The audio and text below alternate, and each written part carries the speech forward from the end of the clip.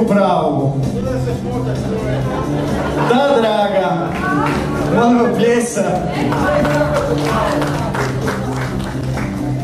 Ko je prvi rekao volim te? Ko je sad točno rekao? Ko je? Šta vi mislite? Ko je prvi rekao to?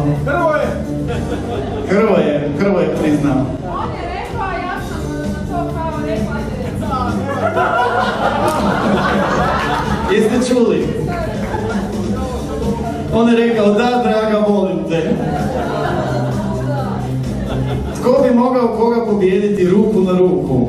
Wow. Na mene! Hrvoje, je stvarno tako? Još danas slobodno možeš reći šta hoćeš. Još tu večeras, evo, imaš dozvolu.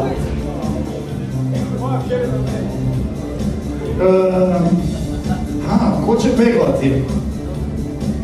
Naravno, molimo pljesak za Hrvoja. Imaš ono na paru ili ono obično peglo? Na paru. Super, evo dobio je za poklon ovu peglu na paru, pa onda... A i ovo znamo, ko će prati suđe. Bravo. Ko bolje kuha? To je za razmisliti, to je stvarno za razmisliti. Bravo Hrvoje, bravo, molimo pljesak za kuhara, evo, Lorena je slastičarka.